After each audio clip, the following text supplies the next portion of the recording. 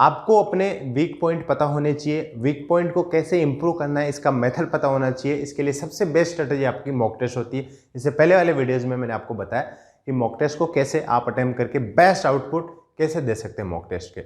लेकिन अपने weak point पता होने के बाद अगर हमें ये नहीं पता कि उनको इम्प्रूव कैसे करना है, तो डेफिनेटली कहीं ना कहीं हमें मॉक का जो एनालिसिस है उसकी ज़रूरत पड़ती है कि कैसे मॉक का एनालिसिस करा जाए। इस वीडियो में आपको बताऊंगा कि मॉक का एकदम सटीक एनालिसिस आप कैसे कर सकते हैं। This video is particularly for SSC exam including SSC CGL, CHSL, CPO और जिस भी एसएससी एग्जाम की आप तैयारी कर रहे हैं वीडियो जरूर देखें। जो भी यूट्यूब पे जितने वीडियोस आपको अवेलेबल है, किसी भी प्लेटफॉर्म पे वीडियोस अवेलेबल है जिसमें यह बताया कि मॉक को एनालिसिस कैसे करना है, तो उससे बेस्ट वीडियो मैं बोलूँगा। पूरा डीप चीज़ें आपको मैं बताने वाला हूँ। ज़्यादा वीडियो लंबा नहीं हो इसलिए जो साइड की बातें हैं बहुत कम करेंगे, हम मेन टॉपिक की बात करेंगे, सीधा जंप करेंगे, चारों सेक्शन की बात करेंगे। सबसे पहले I will start with the GS, then English, फिर मैथ्स और रीजनिंग।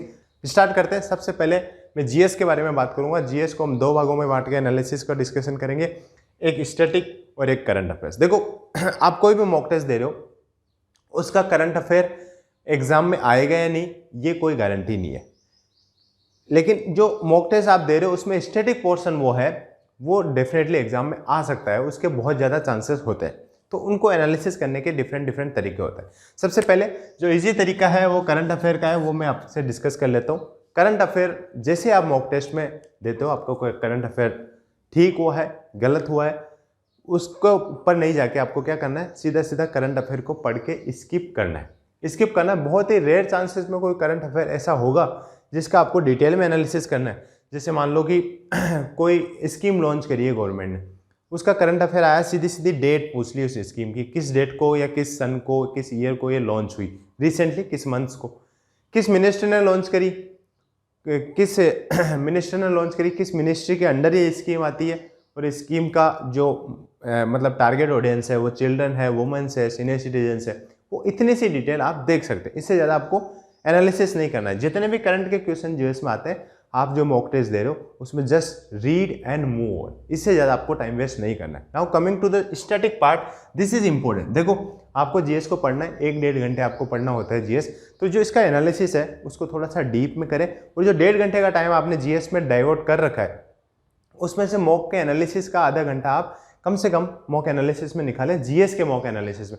मतलब जीएस का मॉक एनालिसिस आपको इस हिसाब से करना है कि आप जीएस पढ़ रहे हो, मतलब जो 1.5 घंटे आपको जीएस पढ़ना है उसमें से आधा घंटा आप एनालिसिस के टाइम भी जीएस पढ़ोगे तो कोई दिक्कत नहीं है, आपका एनालिसिस का एनालिसिस हो जाएगा और जीएस भी अच्छे से तैयार हो जाएगी। इसके लिए क्या करना है आपको, जैसे मान लो इसमें 2 मैंने टॉपिक यहाँ पे लिखा है।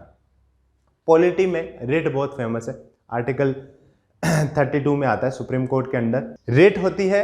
रेट आ गई, कोई क्वेश्चन आ गया रेट के बारे में, आपने रेट को पढ़ रखा है, 5 टाइप की होती है रेट, उसके बारे में आपने पढ़ रखा है। कोई क्वेश्चन आया एग्जाम में, आपको पता है कि आपको रेट की इन्फॉर्मेशन जो है आपके पास उस कम है और आपका क्वेश्चन गलत हो गया, तो now what you have to do, आपको पूरी रेट्स को एक बार अच्छे से पढ़ना है, दोबारा पढ़ना है। It will be act as a revision.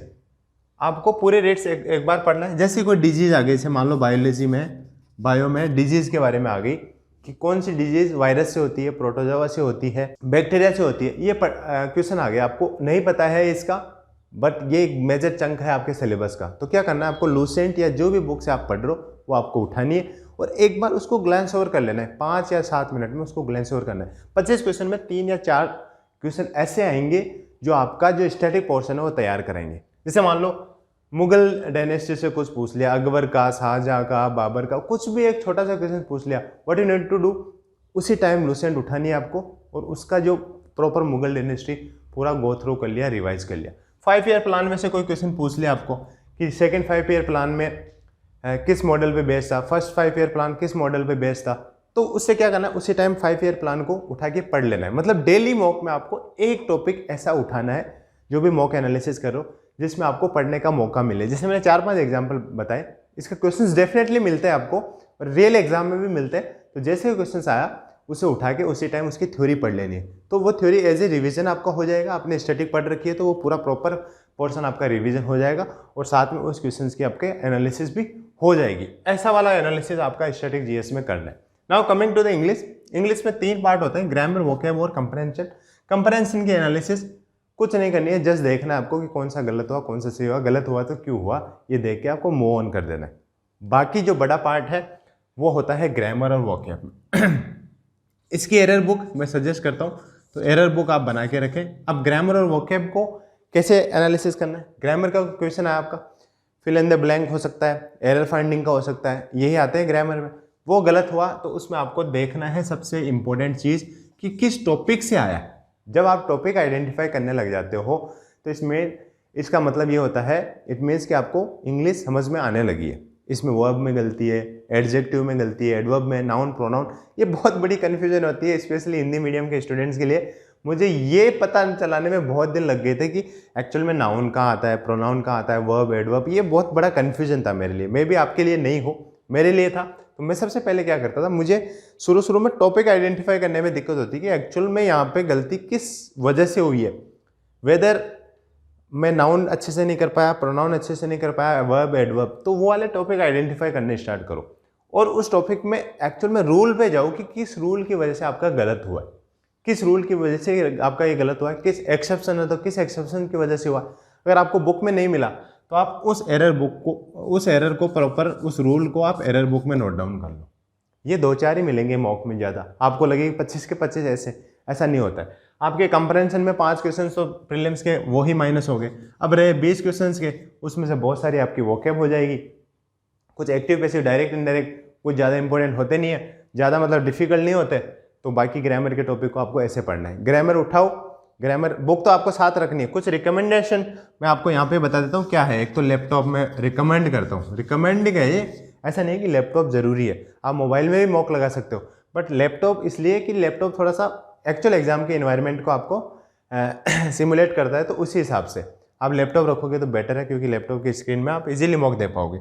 उसके बाद आपकी नोट्स और आपके बुक्स आपके पास होने चाहिए। ऐसा नहीं है कि मतलब प्रॉपर एनालिसिस की बात कर रहा हूँ, आपके पास टाइम क्रंच है, आप कभी बस में जा रहे हो, ट्रेन में जा रहे हो, तो वहाँ पे जीके और इंग्लिश ऐसे भी डायरेक्टली भी एनालिसिस कर लोगे। उस टाइम नोट्स नहीं है तो कोई दिक्कत नहीं है, मॉक देते टाइम आपके पास लैपटॉप होना चाहिए, एनालिसिस के टाइम आप मोबाइल में भी कर सकते हैं। तो यहाँ पे जो भी आपके टॉपिक, जिस भी मतलब ग्रामर रूल में आपकी दिक्कत हो रही है, वो एरर बुक में आप लिख लो। एक्सेप्शनल को लिखना है, जो बुक में है उसको तो लिखने की जरूरत नहीं है।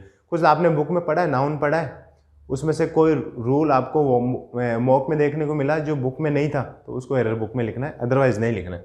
दूसरी बात हुई वोकैब की। वोकैब को कैसे एनालिसिस करना है। वोकैब में देखो, फर्स्ट थिंग, कोई क्वेश्चन आता है, एंटोनिम आ गया, सिनोनिम आ गया, वन वर्ड आ गया जैसे मान लो, तो उसमें एक तो होता है क्वेश्चन में वर्ड, 4 होते हैं ऑप्शन में। इन 5 को आपको देखना है, ये सबसे इंपॉर्टेंट चीज़ है। कई बच्चे ये गलती करते हैं, एक पढ़ा सिनोनिम पूछा है किसी चीज़ का, सीधा आंसर उसका देखा और मूव ऑन। अरे भाई, वो बाकी 3 वर्ड भी तो जो बच गए वो भी तो एक वोकैबुलरी है, ऐसे तो इम्प्रूव होगी। कल को आपने क्वेश्चन में जो दे रखा है वर्ड वो पढ़ लिया और आंसर जो था वो पढ़ लिया, बाकी 3 में से क्वेश्चन बना देगा कल, वही प्रीवियस ईयर की वोकैब है ना।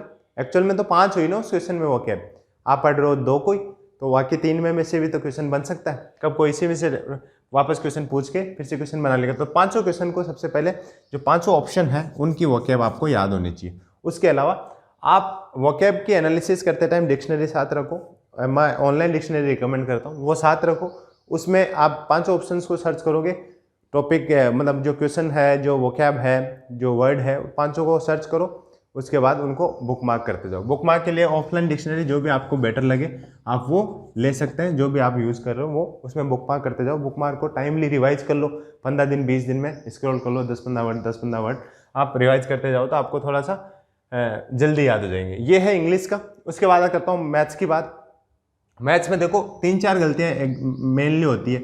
आपने मेथड गलत यूज़ कर लिया, आपने कॉन्सेप्ट ही नहीं पता था, मेथड गलत यूज़ कर लिया या कॉन्सेप्ट नहीं पता था, आपने बहुत टाइम ले लिया, टाइम कंज्यूमिंग किसी क्वेश्चंस में आपने बहुत ज़्यादा कर लिया कि उसकी वजह से आपके पास टाइम नहीं बचा, और गलत क्यों हुआ, और एरर बुक, ये चीज़ 4-5 चीज़ें। और कोई अल्टरनेट मेथड है तो क्या हो सकता है उसका अल्टरनेट मेथड जिसमें मुझे टाइम लग गया, जैसे मान लो किसी क्वेश्चन में आपको 2 मिनट लग गए, 3 मिनट लग गए, तो कुछ अल्टरनेट मेथड है उसका जिसकी वजह से कम टाइम लग सकता है। तो ये 4-5 चीज़ें आपको मैथ्स के एनालिसिस में लेके चलनी है। सबसे इंपॉर्टेंट है मेथड और कॉन्सेप्ट।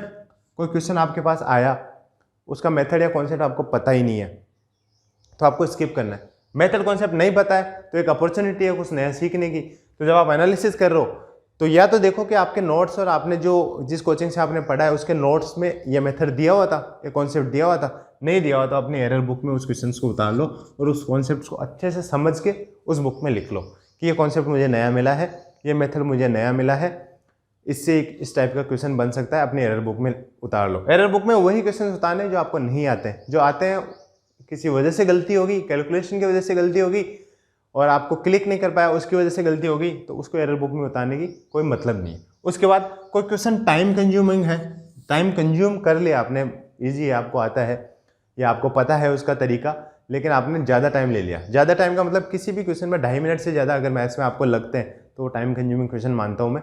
तो उन क्वेश्चंस को आपको थोड़ा सा एम्फेसाइज करके देखना है। एम्फेसाइज कैसे? उसको देखना है कि व्हाट वेंट रॉन्ग, क्यों टाइम लगा उसमें। आपको देखना है एवरेज टाइम कितना लगना चाहिए था उस क्वेश्चन में, ज़्यादा क्यों लग रहा है। ज़्यादा या तो आपका मेथड बड़ा है, आपका करने का तरीका बड़ा है। अगर आपका तरीका बड़ा है तो उसका अल्टरनेट मेथड कुछ है अवेलेबल, कुछ हो सकता है इसका अल्टरनेट, तो वो देखना है, वो फाइंड आउट करना है। और नहीं फाइंड आउट कर पा रहे हो तो उस क्वेश्चन को भी आप एरर बुक में लिख सकते हैं कि ये वाला क्वेश्चन मुझे, इस टाइप के क्वेश्चन मुझे ज़्यादा प्रैक्टिस करना है क्योंकि मुझे इसमें ज़्यादा टाइम लग रहा है। ये चीज़ें एरर बुक और वाई, तो कि आपको टाइम क्यों लगा, टाइम कंज्यूमिंग क्यों हो रहा है कोई क्वेश्चन, और वाई अल्टरनेट, ये सब नोट्स के साथ आपको लेके एनालिसिस करनी। ये चीज़ें आपको हर मॉक में करनी है। होता है बहुत डॉन्टिंग टास्क लग रहा होगा आपको, बट ये आपकी हैबिट बन जाएगी तो आपको डेफिनेटली मॉक को एनालाइज करने में मज़ा आएगा। ऐसे मॉक में 25 में से 15 क्वेश्चन हो जाते हैं हमारे, बहुत ही नेगेटिव फीलिंग आती है, यार 10 क्वेश्चन तो मेरे मैथ्स में हो ही नहीं रहे। भाई उन 10 क्वेश्चन को अगर ये मेथड फॉलो करके आप एनालिसिस कर लोगे तो नेक्स्ट टाइम आपके 16, 17, 18 ऐसे बढ़ते ही जाएंगे, कम नहीं होंगे उसके बाद। बट ये डीप एनालिसिस आपको करना पड़ेगा। ऐसे भागते हैं, यार मैंने एक टारगेट बनाया कि मुझे 100 क्वेश्चन अटेम्प्ट करने, मतलब प्रैक्टिस में, और इसकी वजह से अगर मैं 100 क्वेश्चन प्रैक्टिस नहीं करूँगा तो मेरा तो कुछ हो ही नहीं पाएगा। भाई जब एनालिसिस कर रहे हो तो इसमें अगर आपको टाइम लग रहा है तो यहाँ पे आज 80 प्रैक्टिस कर लो, क्या हो गया। ये भी तो एक एक्चुअल में अच्छे से एनालिसिस कर रहे हो तो ये इंप्रूवमेंट्स के लिए कर रहे हो ना, तो यहाँ पे 80 प्रैक्टिस कर लो।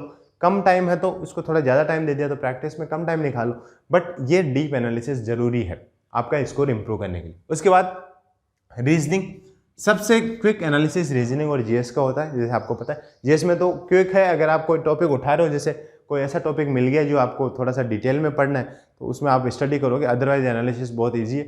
वैसे ही रीजनिंग का, रीजनिंग में पता है सीरीज में कुछ क्लिक नहीं किया तो आपको ऑप्शंस देखते ही तुरंत समझ में आ जाएगा, और इसका तो स्क्वायर करके प्लस करके आंसर आना था। वीक टॉपिक फाइंड आउट करो, फाइंड आउट क्या पता ही चल जाएगा। जैसे ही आंसर आपने किसी चीज़ का गलत किया है, 2-4 मॉक में आप लगातार गलत कर रहे हो तो आपके वीक टॉपिक है, वो है ना, आपको लिख के रखना है। जो भी हर मॉक में गलत हो रहा है वो आपके वीक टॉपिक है। वीक टॉपिक को आपको साइड में लिख के रखना है कि ये वाले वीक टॉपिक है। किसी क्वेश्चन में टाइम ज़्यादा लग रहा है तो वो टॉपिक भी आपका वीक ही है। जिसमें भी आप टाइमिंग कंज्यूमिंग रख रहे हो वो भी आपका वीक है। और एक चीज़ मैं आपको बताना चाहता हूँ, यहाँ पे ये वाली चीज़ें बहुत आती है आजकल एसएससी में। जैसे ऑड वन आउट है जिसमें 3 कैपिटल दे दिया, एक नॉर्मल सिटी का नाम दे दिया, तो हमें पता नहीं रहता है कि ये तीनों कैपिटल है और ये एक चौथा ऑप्शन है जो नॉर्मल सिटी है, तो हमें ऑड वन आउट निकालना है तो 4 ऑप्शन होगा। तो लेकिन ये चीज़ें क्या है, जब आपको पता होगी तभी ये कर पाओगे। तो जो ऐसे क्वेश्चंस है एसएससी के, जैसे 2020 के आप पेपर देखोगे उसमें जो जो पूछा है, डिजीज पूछ ली, कोई कैपिटल पूछ लिया, कोई प्रोमिनेंट पर्सनैलिटीज पूछ ली, तो उसमें जैसे फ्रीडम फाइटर्स जो है, कोई एकदम सब 3 फ्रीडम फाइटर दे दिया, एक एक्टर का नाम दे दिया, तो एक्टर को आपको निकालना पड़ेगा। तो ऐसे वाले क्वेश्चंस जो आ रखे हैं 2020 और 19 के एग्जाम में, वो निकाल लो और आप एक बार पढ़ लो इनको। जैसे कैपिटल सबके पढ़ ली, डिजीजेस पढ़ ली, स्टडीज पढ़ ली, जैसे स्किन की स्टडी के लिए डर्माटोलॉजी यूज होती है, वैसे वाली जितनी भी लॉजीज है, जितनी भी टाइप ऑफ स्टडीज है, वो सब पढ़ लो आप। वो वाला एक रीजनिंग का एनालिसिस होगा और उससे बेनिफिट भी आपको मिलने वाला है कि जब आपको पता होगी इन्फॉर्मेशन तभी तो आप ऑड वन आउट फाइंड करोगे। ये है चीज़ें हैं रीजनिंग में। रीजनिंग सबसे कम टाइम कंज्यूमिंग आपका होना चाहिए। लगभग मैं रिकमेंड करता हूँ 1 से 1.5 घंटा आप एनालिसिस में दो, इससे ज़्यादा तो आपको नहीं देना है। थोड़ा सा क्विक एनालिसिस भी आपका होना चाहिए।